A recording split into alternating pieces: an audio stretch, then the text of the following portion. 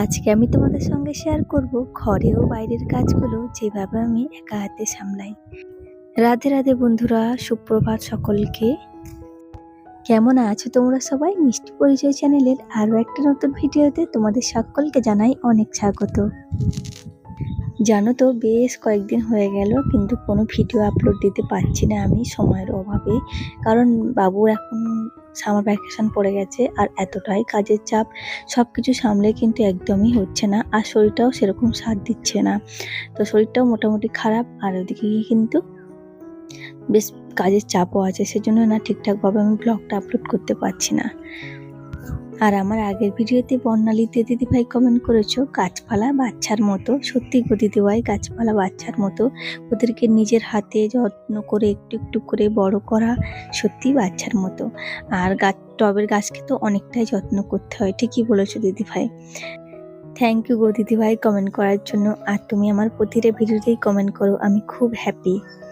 তো এইভাবেই আমার পাশে থেকো দিদিভাই, আর পরিবার পরিজন নিয়ে খুব সুখে শান্তিতে থেকো। তো ওদিকে কিন্তু স্নান করে তারপর জামা কাপড়গুলো ওপরে মেলে আমি চলে গেছিলাম বাজারে তোমাদের দাদাভাইয়ের সঙ্গে। আজকে একটু বাজার করার ছিল। আর দেখো এখানে দেখতে পেয়েছি ডাব।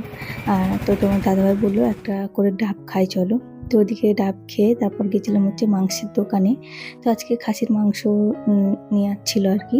তো ওদিকে খাসির মাংস নিয়ে এদিকে চলে এসেছিলাম মাছের বাজারে। তো ওদিকে মাছ নেওয়া হয়ে গেছে, নিয়েছি হচ্ছে ইলিশ মাছ। আর এদিকে হচ্ছে চলে এসেছিলাম সবজির দোকানে। তো এদিকে এখানে না প্রচুর সবজি ছিল, মানে সকালের বাজারে না প্রচুর মানে টাটকা জিনিসটা পাওয়া যায়, বেশ ভালোই ছিল।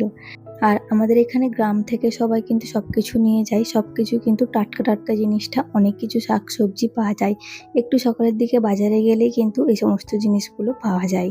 তো ওখানে বাজার থেকে কিন্তু সমস্ত কিছু আমার নেওয়া হয়ে গেছিলো। তারপর আমরা ফিরছিলাম হচ্ছে বাড়ি। তো বাড়ি এসে আমি পুজোটা সেরে যাইনি, কারণ পুজোটা সেরে গেলে অনেকটা লেট হয়ে যেত, সেজন্য কিন্তু পুজো সেরে যাইনি। এসে আগে পুজোটা হাত পাটা আমি ধুয়ে নিয়েছি, হাত পাটা ধুয়ে তারপর হচ্ছে গিয়ে পুজো করতে বসে গেছিলাম। তো ওদিকে আমার পুজোটাও কিন্তু দেয়া হয়ে গেছে। আর এখানে হচ্ছে এই যে এই গোলাপগুলো তোমাদের দাদাভাই আমাকে কিনে দিয়েছে। তো আমি ভাবলাম যে এগুলো তো শুকিয়ে যাবে, সেজন্য একটু জলে ভরে আর কি রাখছি।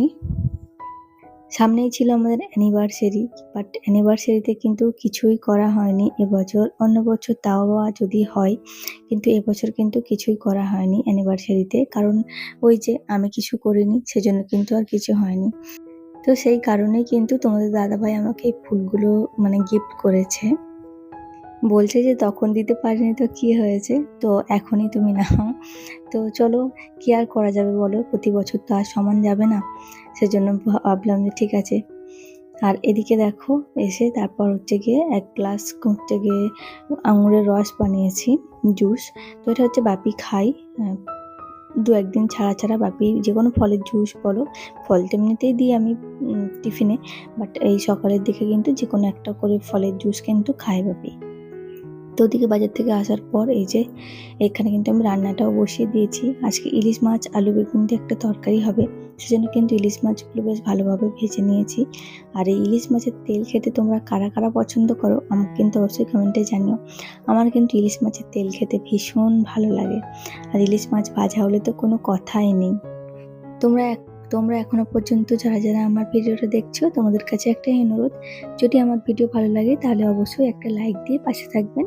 আর পাশে থাকা বেল আইকনটি ক্লিক করতে কিন্তু একদম ভুলবেন না, যাতে করে আমি কোনো নতুন ভিডিও আপলোড দিলে সাথে সাথে আপনাদের কাছে পৌঁছে যায়, আর আপনারা সময় সুযোগ করে আমার ভিডিওটা দেখে নিতে পারেন। আর এদিকে হচ্ছে এই যে বললাম যে আলু বেগুন দিয়ে একটা তরকারি বানাবো, ওদের কিন্তু আলু বেগুন দিয়ে কিন্তু তরকারিটা বসিয়ে দিয়েছি, আর অল্প একটু সর্ষেও দিয়েছিলাম। আর এদিকে কিন্তু ডাঁটার তরকারিটা রেডি। চলো আজ আসি, আবার পরে দেখা হবে, টাটা। সবাই ভালো